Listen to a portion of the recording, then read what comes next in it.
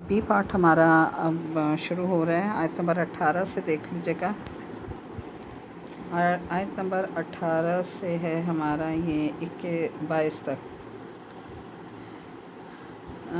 यौम यबअसुहुमुल्लाहु जमीअन फयहलिफून लहू कमा यहलिफून लकुम वयहसबून अन्नहुम अला शैइन अला इन्नहुम हुमुल काज़िबून।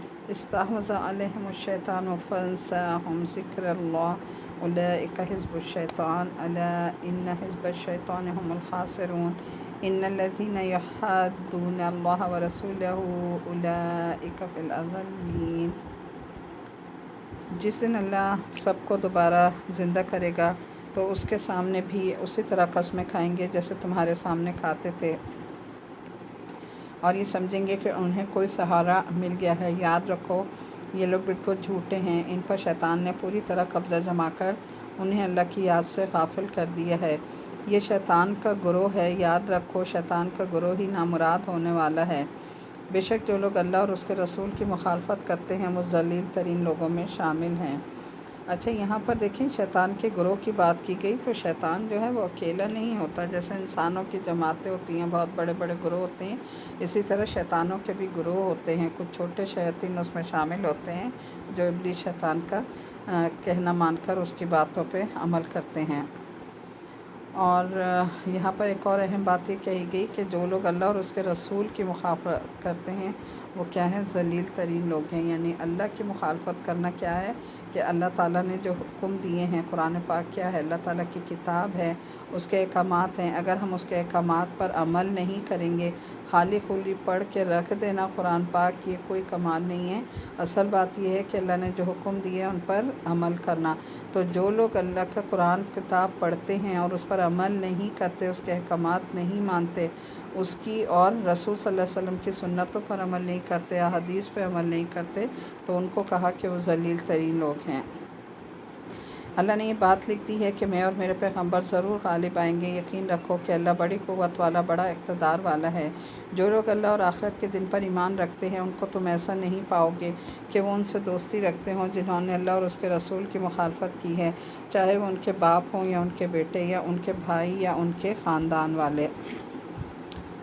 आयत नंबर 22 देखें। ये वो लोग हैं जिनके दिलों में अल्लाह ने ईमान नक्श कर दिया है। उलाइका कतबा फ़ी क़ुलूबिहिमुल ईमान व अय्यदहुम बिरूहिम मिन्हु। और अपनी रूह से उनकी मदद की है और उन्हें वह ऐसे बागों में दाखिल करेगा जिनके नीचे नहरें बहती होंगी, जहाँ वो हमेशा रहेंगे। अल्लाह उनसे राज़ी हो गया। रज़ी अल्लाह अन्हुम व रज़ू अन उलाइका हिज़्बुल्लाह अला इन्न हिज़्बुल्लाहि हुमुल मुफ़्लिहून। अब यहाँ पर क्या है कि अल्लाह उनसे राज़ी हो गया और वो अल्लाह से राज़ी हो गए। ये अल्लाह का गुरोह है, और याद रखो कि अल्लाह का गुरोह ही फलाह पाने वाला है। तो इसमें आप देखें कि दो ग्रोह का ज़िक्र किया गया। एक वो हैं जो हिज़्बुल शैतान है, जो अल्लाह और रसूल सल्लल्लाहु अलैहि वसल्लम की बातों को नहीं मानते और उसकी आयत का इनकार करते हैं, अल्लाह की आयत का, और रसूल सल्लल्लाहु अलैहि वसल्लम की सुन्नतों पर अमल नहीं करते। वो कौन है? हिज़्बुल शैतान, यानी शयातीन का ग्रोह। और यहाँ अब एक और ग्रोह की बात की गई, वो कौन सा है? उलाइका हिज़्बुल्लाह, यानी अल्लाह का गुरोह। तो अल्लाह का गुरोह कौन सा है? जिनसे अल्लाह राज़ी हुआ और वो अल्लाह से राज़ी हो गए। तो सहाबा कराम को अल्लाह ताला ने दुनिया में ही ये टाइटल दे दिया था कि उनके नाम के साथ आप देखें रज़ी अल्लाह अन्हु लगता है, जैसे हज़रत उमर रज़ी अल्लाह ताला अन्हु, अबू बकर रज़ी अल्लाह ताला अन्हु। क्यों? क्योंकि अल्लाह उनसे दुनिया में ही राज़ी हो गया था और उन्होंने जो सारी ज़िंदगी दीन के काम किए, अल्लाह को राज़ी किया। अल्लाह ने उन्हें सर्टिफिकेट ये जारी कर दिया कि उनके नामों के साथ जो है वो रज़ी अल्लाह लग गया, यानी अल्लाह उनसे राज़ी हो गया। तो हमें और आपको भी इसी चीज़ के लिए कोशिशें करनी है कि अल्लाह हमसे भी राज़ी हो जाए और हमसे खुश हो जाए। और यही इबादत ख़ास तौर पे आजकल रमज़ान में, जैसे हमारा एक शुरू में टॉपिक चल रहा था जिस पे मैंने लेक्चर्स किए थे, वहीं से हम लेकर चले थे, वो सिलसिला आज तक हमारा चल रहा है कि हमने अपने रब को राज़ी करना है, हर तरह उसको मनाना है ताकि अल्लाह की नाराज़गी दूर। और हमारा जो एक एम है या जो हमारा रमज़ान का एक फ़ोकस हमें जिस चीज़ को करना था वो यही है कि अल्लाह हमसे राज़ी हो जाए और हमारी बख्शिश और मग़फ़िरत फरमा दे। और दूसरा ये कि अल्लाह ताला हमारे अंदर तक़वा पैदा कर दे। हमारी जब क्लासेस चल रही थी तो अल्हम्दुलिल्लाह जब हमारी आयत गुज़री थी تو اسی کی مناسبت سے ہم سب مل کر بیٹھتے تھے. ہماری کوئی جماعت کوئی گروہ نہیں تھا، لیکن پھر سب نے مل کے یہی وہ کیا تھا ڈیسائیڈ کہ ہم سب قرآن پڑھ رہے ہیں، قرآن پڑھنے والے لوگ ہیں، تو ہم سب کا بھی اب ایک گروہ بن گیا ہے یا ایک گروپ بن گیا ہے، اور اس گروپ کا نام ہم نے سب نے مل کے کیا رکھا تھا؟ حزب اللہ. تو اللہ تعالی ہمیں واقعی حزب اللہ بنا دے، ایسا بنا دے جو ہم سے اللہ راضی ہو جائے ہم سب سے، اور اللہ تعالی خوش ہو جائیں، تاکہ ہم سب اللہ تعالیٰ کی مغفرت اور بخشش کی طرف سے آگے ہم کام کرنے کے قابل ہو سکیں. الحمدللہ یہاں ہماری یہ سورۃ مجادلہ مکمل ہو گئی. آگے سورہ حشر دیکھتے ہیں. شروع کرنے سے پہلے اس کا تھوڑا سا بیک گراؤنڈ دیکھ لیجیے گا. یہ سورت نبی کریم صلی اللہ علیہ وسلم کے مدینہ منورہ میں ہجرت فرمانے کے دوسرے سال نازل ہوئی تھی. مدینہ منورہ میں یہودیوں کی ایک بڑی تعداد آباد تھی. حضرت صلی اللہ علیہ وسلم نے ان سے یہ معاہدہ کر لیا تھا کہ آپس میں امن و امان سے رہیں گے اور مدینہ منورہ پر حملہ کی صورت میں مل کر اس کا دفاع کریں گے. یہودیوں نے اس معاہدے کو قبول تو کر لیا تھا، لیکن ان کو نبی کریم صلی اللہ علیہ وسلم سے دل بغض تھا، حسد تھا. اس لیے وہ خفیہ طور پر آپ کے خلاف سازشیں کرتے رہتے تھے. چنانچہ انہوں نے در پردہ مکہ مکرمہ کے بت پرستوں سے تعلقات رکھے ہوئے تھے اور ان کو مسلمانوں کے خلاف اکساتے رہتے تھے، اور ان سے یہ وعدہ کر لیا تھا کہ اگر تم مسلمانوں پر حملہ کرو گے تو ہم تمہارا ساتھ دیں گے. یہودیوں کا ایک قبیلہ بنو نذیر کہلاتا تھا. ایک مرتبہ حضرت صلی اللہ علیہ وسلم ان سے معاہدے کی کچھ شرائط پر عمل کرانے کے لیے ان کے پاس تشریف لے گئے. تو ان لوگوں نے یہ سازش کی کہ جب آپ بات چیت کرنے کے لیے بیٹھیں تو ایک شخص اوپر سے آپ پر ایک چٹان گرا دے، جس سے معاذ اللہ آپ شہید ہو جائیں، یعنی آپ کی شہادت کا پلان کیا. اللہ تعالیٰ نے وحی کے ذریعے آپ کو اس سازش کے بارے میں خبردار فرما دیا اور آپ وہاں سے اٹھ کر چلے آئے. اس واقعے کے بعد آپ نے بنو نذیر کے پاس پیغام بھیجا کہ اب آپ لوگوں کے ساتھ ہمارا معاہدہ ختم ہو گیا ہے اور ہم آپ کے لیے ایک مدت مقرر کر رہے ہیں کہ اس مدت کے اندر اندر آپ مدینہ چھوڑ دیں اور کہیں چلے جائیں، ورنہ مسلمان آپ پر حملہ کرنے کے لیے آزاد ہوں گے. کچھ منافقین نے بنو نذیر کو جا کر یقین دلایا کہ آپ لوگ ڈٹے رہیں، اگر مسلمانوں نے حملہ کیا تو ہم آپ کا ساتھ دیں گے. چنانچہ بنو نذیر مقررہ مدت میں مدینہ سے نہیں گئے. حضرت صلی اللہ علیہ وسلم نے مدت گزرنے کے بعد ان کے قلعے کا محاصرہ کر لیا اور منافقین نے ان کی کوئی مدد نہیں کی. آخر کار ان لوگوں نے ہتھیار ڈال دیے اور حضرت صلی اللہ علیہ وسلم نے ان کو مدینہ منورہ سے جلا وطن کرنے کا حکم دیا. البتہ یہ اجازت دی کہ ہتھیاروں کے سوا وہ اپنا سارا مال دولت اپنے ساتھ لے جا سکتے ہیں. یہ صورت اس واقعے کے پس منظر میں نازل ہوئی اور اس میں اس واقعے پر تبصرہ بھی فرمایا گیا اور اس سے متعلق بہت ساری ہدایات بھی دی گئیں. حشر کے لفظی معنی جمع کرنا ہے، چونکہ کی آیت نمبر 2 میں یہ لفظ آیا تو اس لیے سورت کا نام سورہ حشر ہے، اور بعض صحابہ سے منقول ہے کہ وہ اسے سورہ بنی نذیر بھی کہا کرتے تھے. تو اس کا دوسرا نام سورہ بنی نذیر بھی ہے، اور دوسرا کیا ہے؟ حشر کے معنی کیا ہوئے؟ جمع کرنا، یعنی قیامت کے دن حشر میں جب سب جمع کیے جائیں گے. سورہ حشر مدنی صورت ہے. بسم اللہ الرحمن الرحیم. سبح للہ ما فی السماوات ما فی الارض وهو العزیز الحکیم. هو الذی اخرج الذین کفروا من اہل الکتاب من دیارہم لاول الحشر. شروع اللہ کا نام لے کر جو بڑا مہربان نہایت رحم کرنے والا ہے. آسمان اور زمین میں جو بھی کوئی چیز ہے اس نے اللہ کی تسبیح کی ہے، اور وہی ہے جو اقتدار کا مالک بھی ہے، حکمت کا مالک بھی. وہی ہے جس نے اہل کتاب میں سے کافر لوگوں کو ان کے گھروں سے پہلے اجتماع کے موقع پر نکال دیا. مسلمانوں تو میں یہ خیال بھی نہیں تھا کہ وہ نکلیں گے، اور وہ بھی یہ سمجھے ہوئے تھے کہ ان کے قلعے انہیں اللہ سے بچا لیں گے. پھر اللہ ان کے پاس ایسی جگہ سے آیا جہاں سے ان کا گمان بھی نہ تھا. اب یہاں پر دیکھیں کہ آیت نمبر 2 کے حوالے سے تھوڑی سی اس کی تفسیر دیکھ لیجیے گا کہ اس سے مسلمانوں کا لشکر مراد ہے. مطلب یہ ہے کہ مسلمانوں کو ان سے جنگ کرنی نہیں پڑی، بلکہ پہلے ہی اجتماع پر وہ قابو آ گئے. لیکن بیشتر مفسرین نے اس کی تفسیر یہ کی کہ اس سے مراد جلا وطنی کے لیے بنو نذیر کے یہودیوں کا اجتماع ہے، اور مطلب یہ ہے کہ ان یہودیوں کے لیے پہلا موقع تھا کہ وہ جلا وطنی کے لیے جمع ہوئے ہوں. اس سے پہلے کبھی ان کو ایسے اجتماع کا موقع پیش نہیں آیا تھا، اور بنو نذیر کی یہ پہلی جلا وطنی تھی. اس کے بعد ان کے ایک اور جلا وطنی سے بھی سابقہ پیش آیا، چنانچہ حضرت عمر رضی اللہ تعالیٰ عنہ کے زمانے میں ان کو دوبارہ خیبر سے جلا وطن کیا گیا۔ آگے دیکھ لیجیے گا، آیت نمبر 2 سے 5 تک ہے۔ اور اللہ نے ان کے دلوں میں رعب ڈال دیا کہ وہ اپنے گھروں کو خوب اپنے ہاتھوں سے بھی اور مسلمانوں کے ہاتھوں سے بھی اجاڑ رہے تھے، لہٰذا اے آنکھوں والو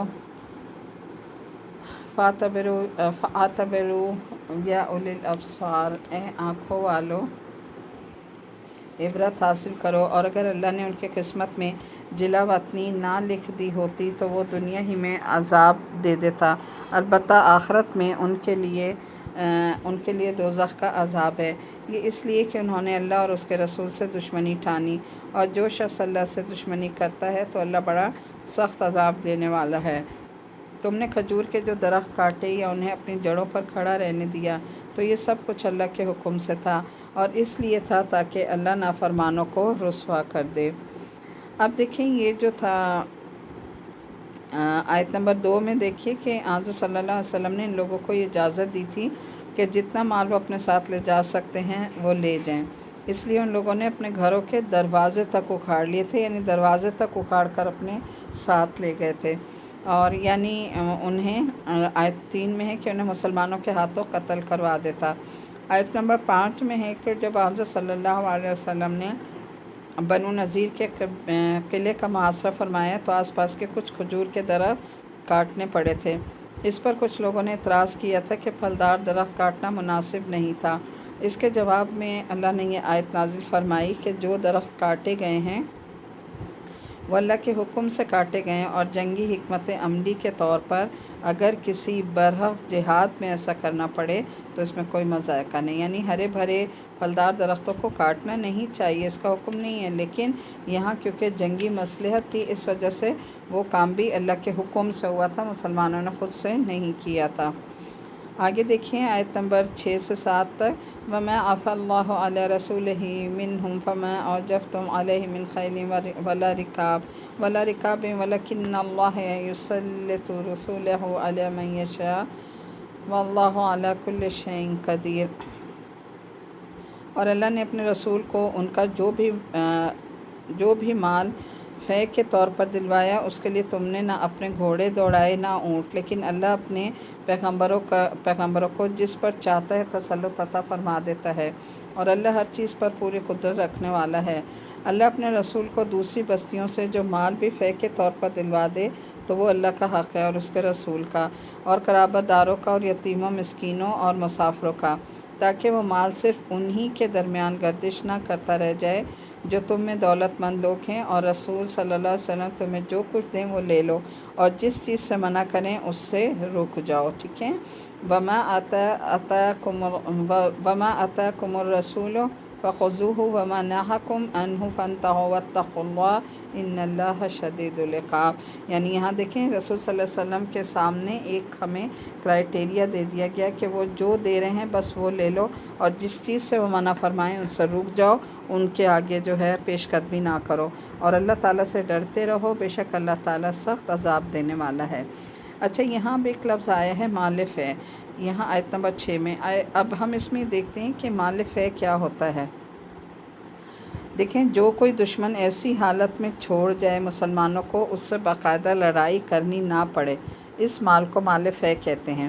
بنو نذیر کے یہودیوں کو حضور نبی کریم صلی اللہ علیہ وسلم نے اپنا مال و دولت ساتھ لے جانے کی اجازت دی تھی، اس لیے وہ جو کچھ ساتھ لے جا سکتے تھے لے گئے، یعنی گھروں کے دروازے تک اکھاڑ کے لے گئے، لیکن ان کی جو زمینیں تھیں ظاہر ہے کہ وہ تو ساتھ نہیں لے جا سکتے تھے، اس لیے بہرحال انہیں مجبوراً زمینیں تو چھوڑنی پڑیں، تو یہ زمینیں کیا تھیں؟ مال فے کے طور پر مسلمانوں کے قبضے میں آئیں۔ اب اللہ تعالیٰ مسلمانوں کو اپنی یہ نعمت یاد دلا رہے ہیں کہ یہ دیکھو یہ مال فے اللہ تعالیٰ نے ان کو اس طرح عطا فرما دیا کہ مسلمانوں کو باقاعدہ لڑائی کی محنت بھی اٹھانی نہیں پڑی۔ آیت میں گھوڑوں اور اونٹوں کو دوڑانے سے مراد لڑائی کی کارروائی ہے۔ اللہ تعالیٰ نے اس مال فے کے مصارف بیان فرمائے کہ اسے کن کن لوگوں میں تقسیم کیا جائے، یعنی مال فے میں یہ نہیں تھا کہ ان کا اختیار تھا کہ جو جس کے ہاتھ لگ جائے وہ لے لے، نہیں، جیسے پیچھے ہم نے پڑھا نا مال غنیمت کی اللہ تعالیٰ نے خود تقسیم فرمائی، اسی طرح مال فے کی بھی تقسیم فرمائی کہ اسے کن کن مدوں میں استعمال کیا جائے گا۔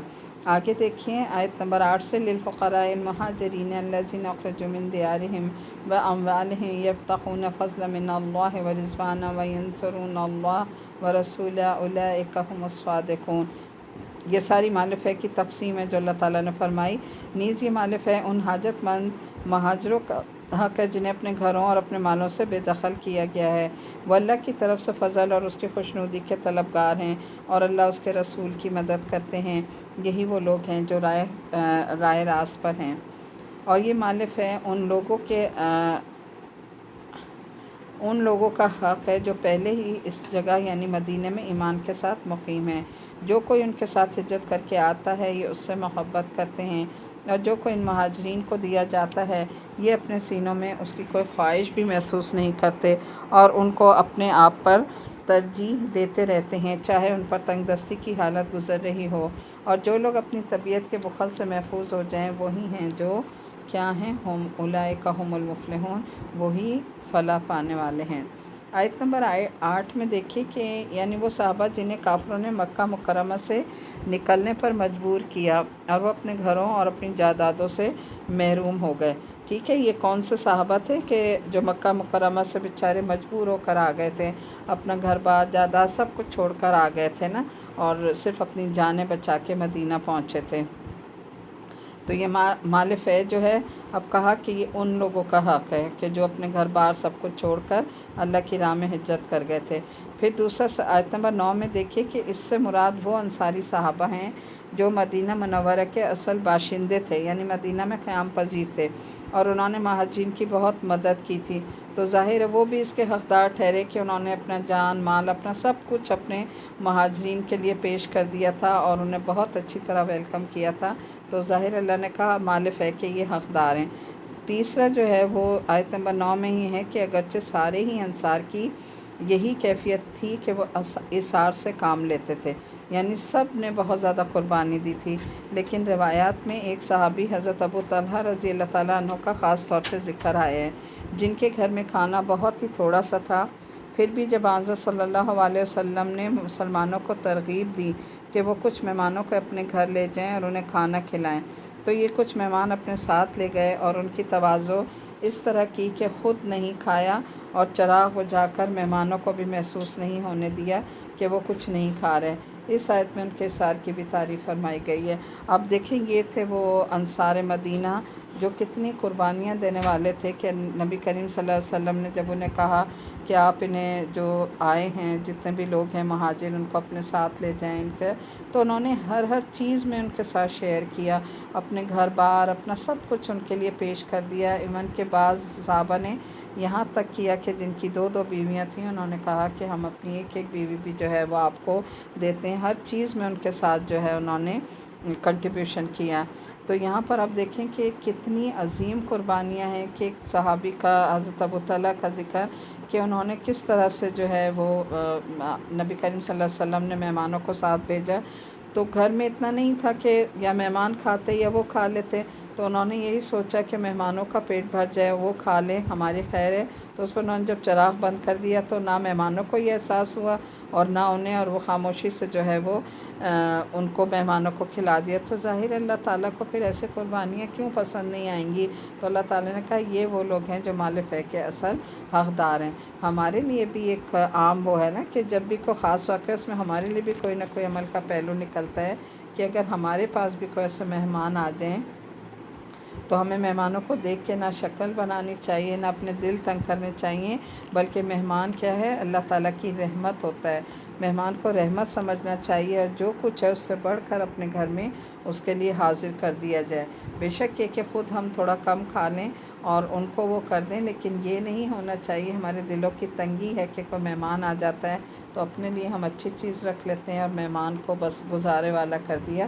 یہ چیز پھر آپ دیکھیں کہ اوپر سے اللہ تعالیٰ ہر چیز دیکھ رہا ہوتا ہے، تو ہمارے لیے بھی ہر اس میں کچھ نہ کچھ سبق ہے کہ ہمیں کیا کرنا چاہیے۔ تو ان لوگوں کی قربانیاں تھیں جن کو اللہ نے دیکھیں قرآن پاک میں قیامت تک کے لیے ان کی اس قربانی کو کوٹ کر دیا قرآن میں کہ انہوں نے کس طرح مہمانوں کے مہمان نوازی کی، خود بھوکے رہے لیکن مہمانوں کو کھانا کھلا دیا۔ تو کیا ہمارے یہاں ایسی مثالیں ہیں؟ سوال ہی پیدا نہیں ہوتا نا کہ ہم تو یہ چاہتے ہیں کہ کوئی مہمان آ جائے، اس کو ملے نہ ملے ہم پیٹ بھر کے کھا لیں، ہمارے بچے کھا لیں، اور اگر کچھ بچ گیا تو ٹھیک ہے، ورنہ یہ کہ شکلیں بنا کے باتیں بنا کے ہم مہمان کو کھلاتے ہیں، تو یہ چیز جائز نہیں۔ یہ سوچیں کہ اللہ تعالیٰ ہر چیز کو اوپر سے دیکھ رہا ہے اور ہمیں واچ کر رہا ہے۔ آگے دیکھیں آیت نمبر 10 سے دیکھیں، اور یہ مالف ہے ان لوگوں کا بھی حق ہے جو ان مہاجرین اور انصار کے بعد آئے، ٹھیک ہے، جو مہاجرین اور انصار کے بعد آتے ہیں نا، تو اس کے بعد بھی ان لوگوں کا بھی حق اس میں رکھا، اور وہی کہتے ہیں کہ اے ہمارے پروردگار، ربنا اغفر لنا ولاخواننا الذین سبقونا بالایمان ولا تجعل فی قلوبنا غلا للذین آمنوا ربنا انک رؤوف رحیم۔ اے ہمارے پروردگار، ہماری بھی مغفرت فرمائیے اور ہمارے ان بھائیوں کی بھی جو ہم سے پہلے ایمان لا چکے ہیں، اور ہمارے دلوں میں ایمان والوں کے لیے کوئی بغض نہ رکھیے۔ اے ہمارے پروردگار، آپ بہت رحیم اور بہت شفیق ہیں، مہربان ہیں۔ اب دیکھیں کہ ان کے لیے کس کے لیے کہا جا رہا ہے کہ جو یہ دعا کرتے تھے اللہ تعالیٰ سے کہ اللہ تعالیٰ آپ ہماری بھی مغفرت فرما دیں اور ان لوگوں کی بھی جو پہلے ایمان لا چکے ہیں، یعنی صرف اپنے لیے نہیں، ایمان والوں کے لیے جو پہلے ایمان لا چکے، اور ہمارے دلوں میں، اور جو ایمان والے ہیں، جو مومن مسلمان ہیں، وہ کسی کے لیے کوئی بغض نہیں رکھتا اپنے دل میں، تو کہا کہ اللہ ہمارے دلوں میں ان کے لیے کوئی بغض نہ رکھنا۔ یہ دعا بہت خوبصورت ہے، ہائی لائٹ کر لیجیے گا اور اس دعا کو بہت زیادہ اللہ سے مانگا کریں۔ پہلے اور ہمارے دلوں میں ایمان لانے والوں کے لیے کوئی بغض نہ، اے پروردگار آپ بہت مہربان اور شفیق ہیں۔ کیا تم نے ان کو نہیں دیکھا جنہوں نے منافقت سے کام لیا ہے کہ وہ اپنے ان بہن بھائیوں سے جو کافر اہل کتاب میں سے ہیں یہ کہتے ہیں کہ اگر تمہیں نکالا گیا تو ہم بھی تمہارے ساتھ نکلیں گے اور تمہارے بارے میں کبھی کسی اور کا کہنا نہیں مانیں گے، اور اگر تم سے جنگ کی گئی تو ہم تمہاری مدد کریں گے، اور اللہ گواہی دیتا ہے کہ یہ لوگ بالکل جھوٹے ہیں۔ آیت نمبر 10 کی تھوڑی سی تفسیر دیکھ لیجیے گا۔ اس سے ایک تو وہ حضرات مراد ہیں جو مذکور یعنی صحابہ کرام کے بعد پیدا ہوئے یا مسلمان ہوئے، ان کو بھی اس مال فے سے حصہ دیا جائے گا۔ دوسرے اس کا مطلب یہ بھی ہے کہ مال فے کا حصہ بیت المال میں محفوظ رہے گا، یعنی مال فے کو جو ہے بیت المال میں محفوظ کر دیا جائے گا، اور پھر اس کی کیٹیگرائز اس کو کیا جائے گا، وہ آنے والے مسلمانوں کی ضروریات میں استعمال ہوگا، یعنی جو مسلمان کی آئندہ جو ضروریات پیش آئیں گی اس میں وہ پیسہ استعمال ہوتا رہے گا۔ حضرت فاروق اعظم رضی اللہ تعالیٰ عنہ نے اسی آیت کی بنا پر عراق کی زمینوں کو مجاہدین میں تقسیم کرنے کی بجائے ان پر خراج عائد کر دیا تھا تاکہ وہ بیت المال میں جا کر تمام آنے والے مسلمانوں کے کام آئیں۔ تو اس طرح سے جو ہے وہ اللہ تعالیٰ نے مال فے کی تقسیم کی، اور اسی کے مطابق جو ہے وہ ہونا چاہیے۔ آگے دیکھیں آیت نمبر 12 سے دیکھیں، یہ پکی بات ہے کہ اگر ان اہل کتاب کو نکالا نہ گیا تو ان کے ساتھ یہ نہیں نکلیں گے، اور اگر ان سے جنگ کی گئی تو یہ ان کی مدد نہیں کریں گے، اور اگر بالفرض ان کی مدد کی بھی تو پیٹ پھیر کر بھاگیں گے، پھر ان کی کوئی مدد نہیں کرے گا۔ مسلمانوں، حقیقت یہ ہے کہ ان کے دلوں میں تمہاری دہشت اللہ تعالیٰ سے زیادہ ہے، اس لیے یہ کہ یہ وہ لوگ ہیں جنہیں سمجھ نہیں آتی، یہ وہ لوگ ہیں جو سب مل کر اکٹھے ہو کر بھی تم سے جنگ نہیں کریں گے، مگر ایسی بستیوں میں جو قلعوں میں محفوظ ہوں یا پھر دیواروں کے پیچھے چھپ کر۔ ان کی آپس کی مخالفتیں بہت سخت ہیں، تم انہیں اکٹھا سمجھتے ہو حالانکہ ان کے دل پھٹے ہوئے ہیں۔ یہ اس لیے کہ یہ وہ لوگ ہیں جنہیں عقل نہیں ہے۔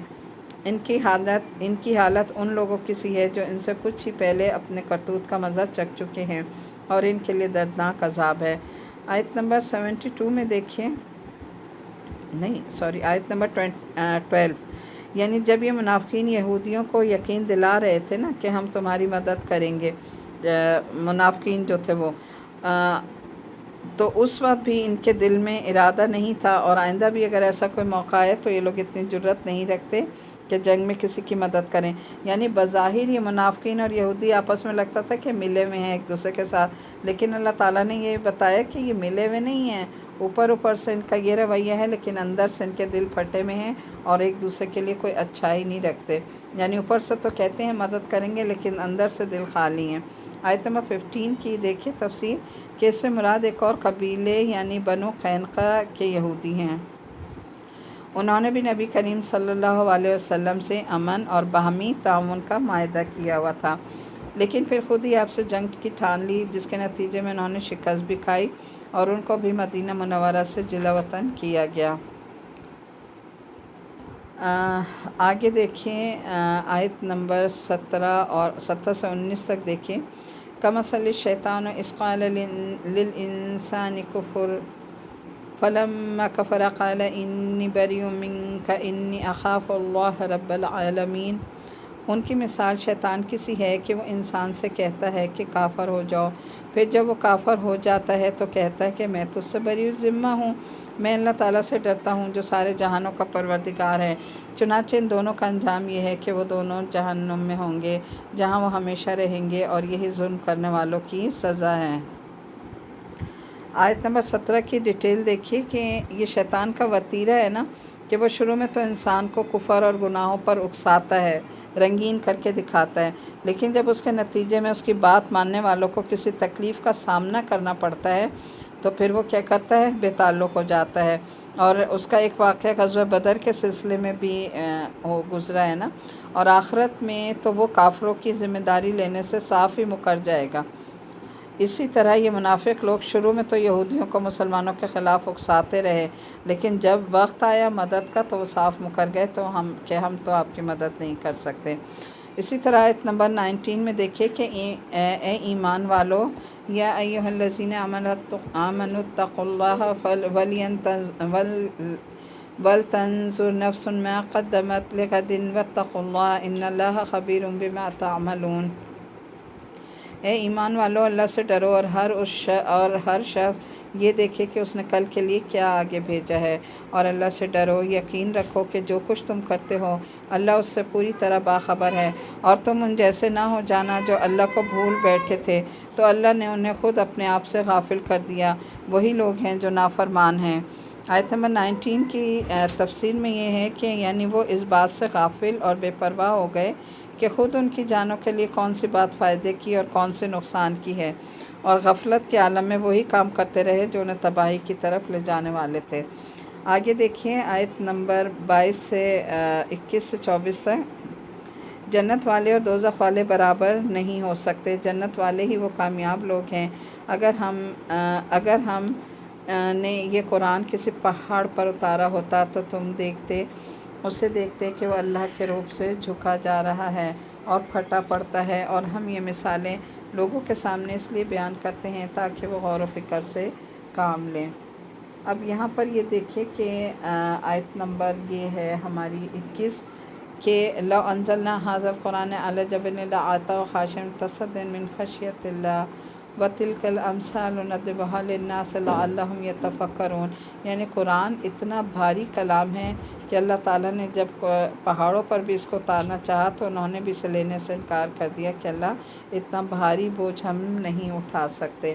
یعنی یہ بہت بڑا کلام ہے، بہت بڑا وہ ہے جو اللہ تعالیٰ کی طرف سے نازل کیا گیا ہے۔ آگے کہا کہ هو الذی لا الہ الا هو عالم الغیب والشہادۃ هو الرحمن الرحیم۔ اچھا، یہاں پر اتنا بس دیکھ لیجیے گا، مثالیں بیان کرتا ہے تاکہ وہ غور و فکر سے کام لیں۔ آگے آیت نمبر یہ آخر سورہ حشر کی جو آخری 3 آیات ہیں بہت ہی خوبصورت آیات ہیں، اگر ہو سکے تو ان کو زبانی بھی یاد کر لیجیے گا، بہت پیاری آیات ہیں، دل میں اترنے والی ہیں، اور اللہ تعالیٰ کے نام ہیں، اس میں اللہ تعالیٰ کے ناموں کا ذکر ہے۔ هو اللہ الذی لا الہ الا هو الملک القدوس السلام المؤمن المہیمن العزیز الجبار المتکبر سبحان اللہ عما یشرکون۔ هو اللہ الخالق البارئ المصور له الاسماء الحسنى یسبح له ما فی السماوات والارض وهو العزیز الحکیم۔ وہ اللہ وہی ہے جس کے سوا کوئی معبود نہیں، وہ اللہ ہی ہے جس کے سوا کوئی معبود نہیں، وہ چھپی اور کھلی ہر بات کو جاننے والا ہے، وہی ہے جو سب پر مہربان ہے اور بہت مہربان، وہ اللہ وہی ہے جس کے سوا کوئی معبود نہیں، جو بادشاہ ہے، تقدس کا مالک ہے، سلامتی دینے والا ہے، امن بخشنے والا ہے، سب کا نگہبان ہے، بڑے اقتدار والا ہے، ہر خرابی کی اصلاح کرنے والا ہے، بڑائی کا مالک ہے، پاک ہے اللہ اس شرک سے جو یہ لوگ کرتے ہیں۔ وہ اللہ ہے جو سب کچھ وہی اللہ ہے، وہی اقتدار والا ہے، ہر خرابی کی اصلاح کرنے والا ہے، بڑائی کا مالک ہے، پاک ہے اللہ اس شرک سے جو یہ لوگ کرتے ہیں۔ وہ اللہ وہی ہے جو پیدا کرنے والا ہے، وجود میں لانے والا ہے، صورت بنانے والا ہے، اسی کے سب اچھے اچھے نام ہیں۔ آسمانوں اور زمین میں جتنی چیزیں ہیں وہ سب اس کی تسبیح کرتی ہیں، اور وہی ہے جو اقتدار کا بھی مالک ہے، حکمت کا بھی مالک ہے۔ آیت نمبر 24 میں دیکھیں کہ اللہ تعالیٰ کے کئی اسماء حسنہ ذکر فرمائے گئے ہیں، یہاں پر ان سب کا ذکر کیا گیا ہے، لیکن اصل نام جو اللہ تعالیٰ کے ہیں وہ کیا ہیں؟ الرحمن الرحیم، الملک القدوس السلام المؤمن المہیمن عزیز الجبار المتکبر الخالق البارئ المصور۔ حضور اقدس صلی اللہ علیہ وسلم نے اللہ تعالیٰ کے 99 نام بیان فرمائے ہیں جنہیں اسماء حسنہ کہا جاتا ہے، اور یہ اسماء حسنہ کے بارے میں حدیث کا مفہوم بھی ہمیں ملتا ہے کہ جس نے اللہ تعالیٰ کے 99 اسماء حسنہ زبانی یاد کر لیے اس کے لیے جنت کی بشارت ہے۔ تو بہت خوبصورت نام ہیں، اور ردم میں آج کل تقریباً سب لوگ موبائل میں ڈال لیتے ہیں، تو کوشش کریں آپ بھی موبائل میں ڈال لیں، چلتے پھرتے کام کرتے لگا لیا کریں اور اپنے ساتھ ساتھ دہرایا کریں، انشاءاللہ تعالیٰ آپ کو بھی زبانی یاد ہو جائیں گے۔ اور اسماء حسنہ کی سب سے بڑی بات یہ کہ دیکھیں کسی بھی چیز کا واسطہ دے کر دعا مانگنا جائز نہیں ہے، لیکن اسماء حسنہ کا واسطہ دے کر جو بھی آپ دعا مانگیں گے انشاءاللہ وہ شرف قبولیت اس کو بخشا جائے گا۔ تو جب بھی دعا مانگیں اللہ تعالیٰ کے ناموں کا واسطہ دے کر اس سے مانگا کریں، اور ردم میں اگر اسماء حسنہ پڑھتے ہیں نا تو پڑھنے کے بعد پھر آپ دعا مانگیں تو اسماء حسنہ پڑھنے کے بعد دعا انشاءاللہ قبول ہوگی۔ یہ تو تھی ہماری سورہ حشر، اور اب ہماری اگلی صورت جو ہے وہ شروع ہو رہی ہے۔ یہ ہماری صورت ہے سورہ الممتحنہ۔ الممتحنہ کے معنی ہیں یعنی امتحان لینے والی۔ اس میں کیونکہ نبی کریم صلی اللہ علیہ وسلم کو ان عورتوں کا امتحان یا جائزہ لینے کا حکم دیا گیا تھا، اس لیے سورت کا نام ممتحنہ یعنی امتحان لینے والی ہے۔ اس کا تھوڑا سا بیک گراؤنڈ دیکھ لیجیے گا۔ یہ سورۃ صلح حدیبیہ اور فتح مکہ کے درمیانی عرصے میں نازل ہوئی۔ ان دونوں واقعات کی تفصیل پیچھے ہم پڑھ چکے ہیں۔ تھوڑا سا یہاں پر سے بنیادی موضوع اس میں یہاں پر دو بتائے گئے۔ ایک یہ کہ صلح حدیبیہ کی شرائط میں جو بات طے ہوئی تھی کہ اگر مکہ مکرمہ سے کوئی شخص مسلمان ہو کر مدینہ آئے گا تو مسلمان اسے واپس بھیجنے کے پابند ہوں گے، اور اس کا اطلاق مسلمان ہو کر آنے والی عورتوں پر نہیں ہوگا، اور اگر کوئی عورت مسلمان ہو کر آئے گی تو نبی کریم صلی اللہ علیہ وسلم اس کا جائزہ لے کر دیکھیں گے کہ کیا واقعی وہ مسلمان ہو کر آئی ہے یا آنے کا مقصد اس کا کچھ اور ہے۔ اگر اس جائزے سے یہ بات ثابت ہو کہ وہ واقعی مسلمان ہو کر آئی ہے تو پھر اسے واپس نہیں بھیجا جائے گا۔ اس صورت میں اگر وہ شادی شدہ ہو اور اس کا شوہر مکہ مکرمہ میں رہ گیا، اس کے نکاح اور مہر وغیرہ سے متعلق کیا احکام ہوں گے وہ بھی اس صورت میں بیان کیے گئے، اور جن مسلمانوں کے نکاح میں ابھی تک بت پرست عورتیں تھیں ان کے بارے میں کیا حکم دیا گیا، اور اب یہ کہ وہ ان کے نکاح میں رہ سکتی ہیں۔ چنانچہ صورت میں حضرت صلی اللہ علیہ وسلم کو ان عورتوں کا امتحان یا جائزہ لینے کا حکم دیا گیا، اسی وجہ سے اس کا نام ممتحنہ رکھا گیا۔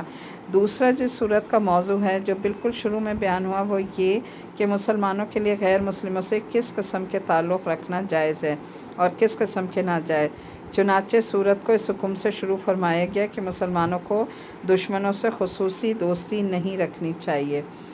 اب اس کا جو پس منظر ہے، یہ جو بیک گراؤنڈ ہے صورت کا، وہ کیا ہے کہ یہ ہوا تھا کہ صلح حدیبیہ کے معاہدے کو مکہ مکرمہ کے کافروں نے 2 سال کے اندر اندر ہی توڑ ڈالا، اور حضرت صلی اللہ علیہ وسلم نے قریش کے لوگوں پر واضح فرما دیا کہ اب وہ معاہدہ باقی نہیں رہا۔ اس کے بعد آپ نے مکہ مکرمہ کے کفار پر ایک فیصلہ کن حملہ کرنے کی تیاری شروع کر دی، لیکن ساتھ ہی یہ کوشش تھی کہ قریش کے لوگوں کو آپ کی تیاری کا علم نہ ہو۔ اسی دوران سارہ نامی کی ایک عورت جو گا بجا کر پیسے کماتی تھی مکہ مکرمہ سے مدینہ منورہ آئی، اور اس نے بتایا کہ وہ مسلمان ہو کر نہیں آئی بلکہ وہ شدید مفلسی میں مبتلا ہے، کیونکہ جنگ بدر کے بعد قریش کے مکہ کی عیش و عشرت کی محفلیں ویران ہو چکی ہیں، اب کوئی اسے گانے بجانے کے لیے نہیں بلاتا، اس لیے مالی امداد حاصل کرنے کے لیے وہ یہاں آئی ہے۔ تو حضرت صلی اللہ علیہ وسلم نے بنو عبد المطلب کو اس کی مدد کرنے کی ترغیب دی اور اس کو کچھ نقدی اور کچھ کپڑے دے کر رخصت کر دیا گیا۔ دوسری طرف مہاجر جو صحابہ کرام میں حضرت حاطب بن ابی بلتع رضی اللہ تعالیٰ عنہ ایک ایسے بزرگ تھے جو اصل میں یمن کے باشندے تھے اور مکہ مکرمہ آ کر بس گئے تھے۔ مکہ مکرمہ میں ان کا قبیلہ نہیں تھا، وہ خود تو ہجرت کر کے مدینہ آ گئے لیکن ان کے اہل و عیال مکہ مکرمہ میں ہی رہ گئے تھے، جن کے بارے میں انہیں یہ خطرہ تھا کہ کہیں قریش کے لوگ ان پر ظلم نہ کریں۔ دوسرے مہاجر صحابہ جن کے اہل و عیال مکہ مکرمہ میں رہ گئے تھے انہیں تو کسی قدر اطمینان تھا، کیونکہ ظاہر ان کا پورا قبیلہ وہاں موجود تھا اور جو کافروں کے ظلم سے انہیں تحفظ دے سکتا تھا، لیکن حضرت حاطب کے اہل و عیال کو تحفظ حاصل نہیں تھا۔ جب سارہ نامی عورت مکہ مکرمہ جانے لگی تو ان کے دل میں خیال آیا کہ اگر میں قریش کے لوگوں کو خفیہ طور پر ایک خط میں یہ اطلاع دے دوں کہ حضور اقدس صلی اللہ علیہ وسلم ان پر حملہ کرنے کی تیاری کر رہے ہیں تو اس سے حضرت صلی اللہ علیہ وسلم کو تو کوئی نقصان نہیں پہنچے گا، لیکن اللہ تعالیٰ نے آپ سے مکہ مکرمہ کی فتح کا وعدہ فرما رکھا ہے، لیکن میری طرف سے قریش پر ایک احسان ہو جائے گا اور اس احسان کی وجہ سے وہ میرے اہل و عیال کے ساتھ نرمی کا معاملہ کریں گے۔ چنانچہ انہوں نے خط لکھ کر سارہ کے حوالے کر دیا کہ وہ قریش کے سرداروں کو پہنچا دیں۔ ادھر اللہ تعالیٰ نے وحی کے ذریعے نبی کریم صلی اللہ علیہ وسلم کو اطلاع دے دی کہ سارہ ایک خفیہ خط لے کر گئی ہے اور وہ روضہ خاک کے مقام پر پہنچی ہے۔ آپ نے حضرت علی، حضرت مرثد اور حضرت زبیر رضی اللہ تعالیٰ عنہ کو اس مہم پر روانہ فرما دیا کہ وہ اس عورت کا پیچھا کر کے اس سے وہ خط برآمد کریں اور یہاں واپس لے آئیں۔ یہ حضرات گئے اور انہوں نے وہ خط برآمد کر لیا۔ حضرت عاطب رضی اللہ تعالیٰ عنہ سے پوچھا تو انہوں نے معذرت کی اور اپنی غلطی کی وجہ خود بیان کی جو اوپر ذکر فرمائی، تو حضرت صلی اللہ علیہ وسلم نے ان کی نیک نیتی کی وجہ سے ان کی اس غلطی کو معاف فرما دیا۔ اسی واقعے پر اس سورت کی ابتدائی آیات نازل ہوئی ہیں۔ اب ہم باقاعدہ طور پہ سورت کا مطالعہ کرتے ہیں